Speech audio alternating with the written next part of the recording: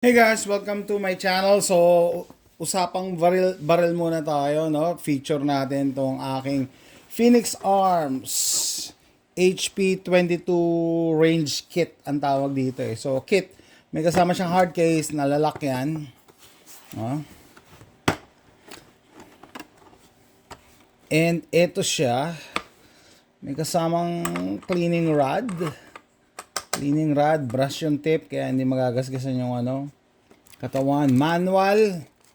Ay, sa bagong-bago pa. Pero binili ko to around 13 years ago, 12 years ago. Tagal na.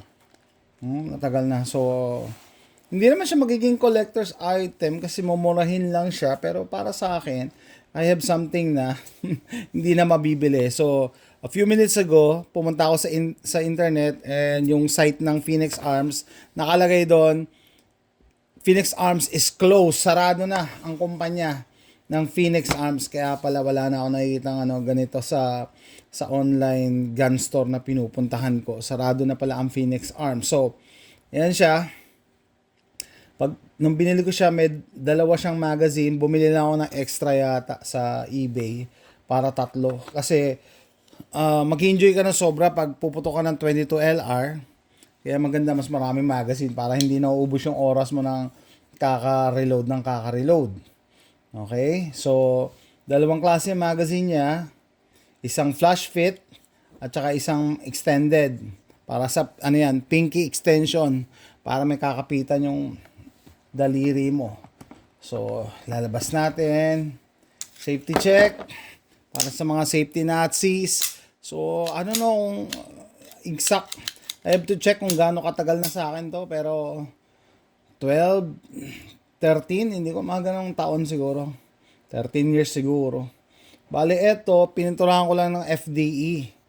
Mali pa nga kasi dapat nilagyan ko ng clear coat sa ibabaw. Pero maganda na siya, tumagal din. Krylon, lang, spray paint. Basta pag nag-paint kayo, yung prep, lilinisin nyo muna, tsaka dapat walang oil para kumapit.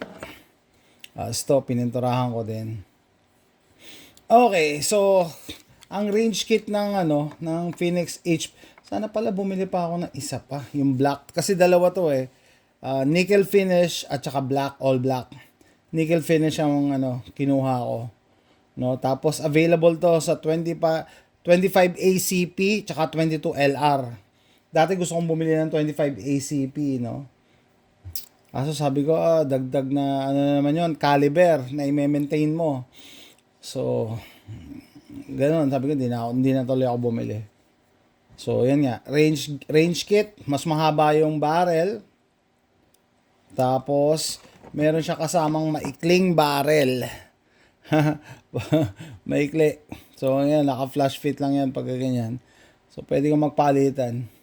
Kaya sabi ko, okay itong range kit kasi pag gusto mo mag-carry ng 22, pwede. Pero hindi naman ako nag-carry ng 22 Pag gusto mo maikli, yan. May option ka. Okay? Let's go to the gun. Nagkasama pa yan na oil Tuyo na.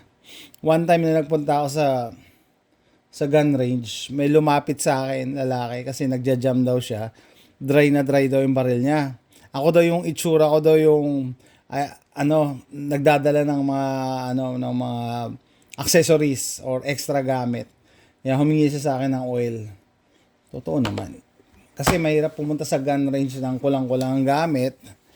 Nagbayad ka na, alam mo, uwi ka pa, nagka-problema. So, ginawa ko to dati ng video, sabi ko, ito yung pinakadelikadong baril sa lahat ng aking baril. Bakit? Kasi napakadami ng safety, no?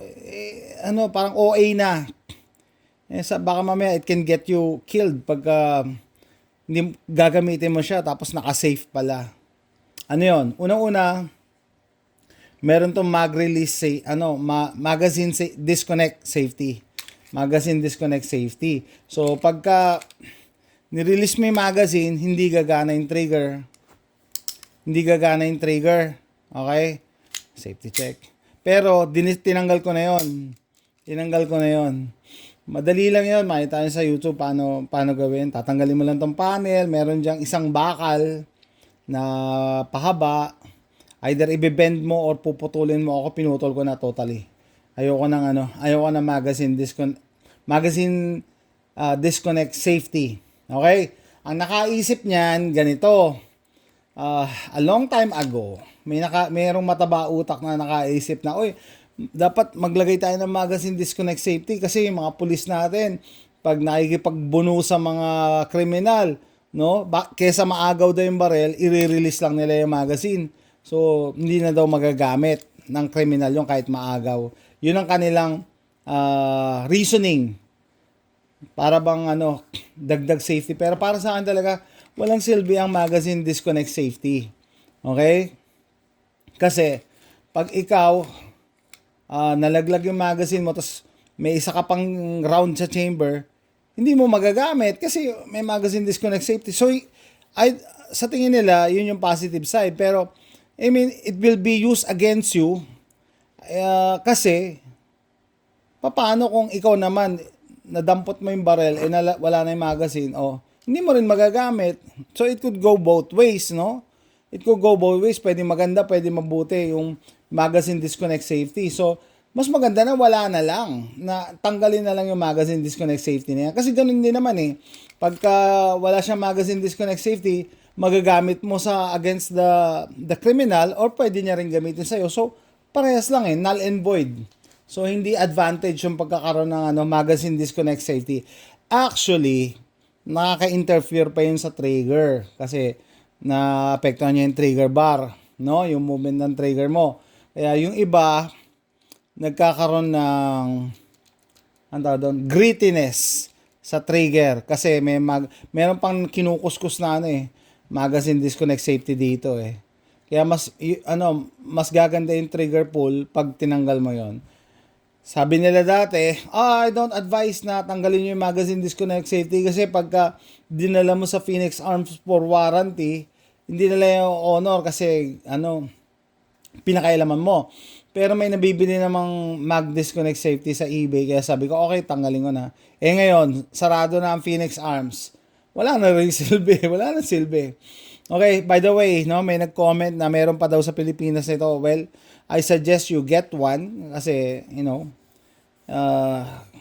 collector's item na rin kahit papaano. Kahit mura lang siya. Collector's item. Kasi, pagka bumili ka ng mga bagay na hindi na mabibili ng iba, kahit may pera sila, para magiging, proud owner ka kasi ikaw lang meron, di ba? Kahit pa may pera sila, wala sila mabili, anong gagawin? Okay, so magazine disconnect safety. Hindi mo siya magagamit pagka nilaglag mo yung magazine.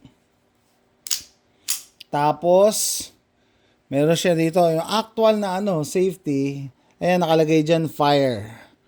Black lang kasi. Yan, fire. Pero pag tinaas mo, yan yung safe niya talaga. Yan yung safe niya. No, yan yung safe niya. Ang problema, meron pa ditong safety sa slide safety. Yan. Ay, nako. Yan. So, imagine niyo, malilito ka na niyan kung ano ba de-deactivate mo. Ano ba i-deactivate mo? Paano kung dito, naka-safe ka dito naka-fire ka, pag kinalabit mo, hapalo nga yung hammer, pero hindi gagalaw yung firing pin mo kasi meron ka safety dito sa ibabaw eh. 'Di ba? So redundant eh, 'yun ang gusto kong sabihin, redundant. Kaya yung iba nga, kala ko ginawa ko na. Yung iba, super glue na lang 'to. Walang gumagamit ng slide safety. Huwag kang gagamit niyan. Bakit? Isa na lang kasi malilito ka eh. Paano yung combination mo? Naka-safe ka dito, naka-fire ka dito. Kung naka-fire ka na dito, naka-save ka dito, edi mapapatay ka, 'di ba? Madadali ka pag kailangan mo nang gamitin, 'di ba? Ang purpose ng barel, 'di ba? Pang save ng life. Paano? Life and death situation, hindi mo gumagana yung barel mo, so delikado, 'di ba? Kaya ito dapat naka-permanente na to na na fire. So red is dead. So okay. So na nga 'yon. Tatlo safety nito, yung actual na manual safety, tapos magazine disconnect safety, tapos slide safety. Okay? Tapos yung pagpalit ng barrel nito, Kailangan pag-aralan mo rin eh. Kasi hindi mo pwedeng gamitin yung kamay mo. Ako ginagamit ko yung butt plate. Pantulak na itong ano. Ng release ng slide. Hindi yan basta-basta matatanggal. Ibig sabihin, kailangan mo pag-aralan talaga. May style. At saka yung design niya mismo, no, kakaiba. No, kakaiba. Kaya bumili ako, na-curious ako eh. Yung mga haters ng Phoenix Arms, walang tiwala kasi, Phoenix Arms, hindi naman yan sikat. Ang tawag nila dito, Saturday Night Special. Kasi mura lang daw. Tapos, hindi talaga siya steel, pot metal lang yata. Alloy ang frame eh, alloy. So, syempre, hindi naman ganun katibay ang alloy. Pwede mabasag pag nahulog. So, nasa pag-iingat mo lang yan. No? And, sabihin ko sa inyo yung round count ko dito. Siguro naka more than 3,000 rounds na ako. More than 3,000 rounds. Wala pa rin problema, walang nagbe-break. Nagbabasa ako ng mga forums, mga reviews. Ingatan daw na gumamit ka ng yung mga CCI na na high FPS, yung matataas ng FPS, high velocity rounds. Kasi daw baka mag-crack. Siguro fear lang nila yon dahil pot metal, pero wala. Kung dami ko ng tinray na bala eh. No? 22 LR is 22 LR. Actually, I feel mas matibay pa nga ang pot metal kaysa sa plastic na polymer frame. I feel, that's yun ang pakiramdam ko. Kasi, pagka hinawakan mo to, parang solid na solid eh. Solid eh, no? Phoenix Arms. May nung gumawa ko dati ng video, sabi ko, yung Phoenix Arms sa Ontario, California. May nag-comment, sir, yung Ontario po sa Canada po yan. Hindi. Merong Ontario, California, guys. May Ontario, California. Ayan, no? Hindi yan Canada. Hindi gumagawa ng baril ang Canada. Antay-gun eh. Paano gagawa ng baril? HP-22A. Ayan, no? At least yan. Made in the USA. Made in the USA. Tapos, dati naghahanap ako ng mga upgrades dito. Wala kang mabili. Ang hirap bihisan. Pero ngayon, may nakita na ako sa eBay na pwede mo lagyan ng optics sa ibabaw. Ang ganda kasi nito sana lagyan ng optics. Bakit? Kasi yung itong lower part ng frame ang nag-aatras abante, yung barrel naka-fix lang. So yung optics sana hindi gagalaw. Yun ang gusto kong lagyan ng mga optics, yung hindi gumagalaw. Yung eto lang ang nag-aatras abante. Okay? Naka-safe ako pala dito. Naka-safe ako dito. Kita nyo? Nakita ko dito, naka-red ako. Dito, hindi ko alam. Safe pala.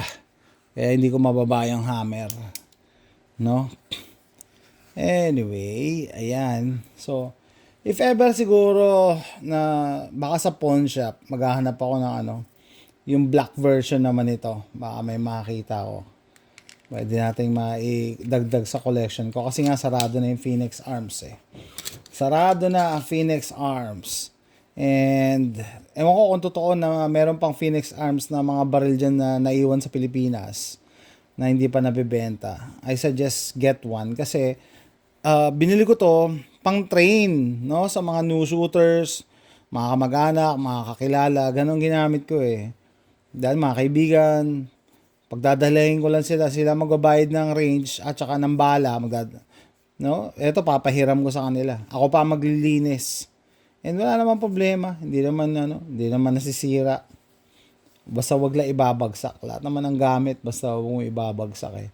No? Pero yun, bumili ba ako dito sa Phoenix Arms HP-22A kasi kahit na mumurahin lang siya, sabi ko nga, naka more than 3,000 rounds na ako dito.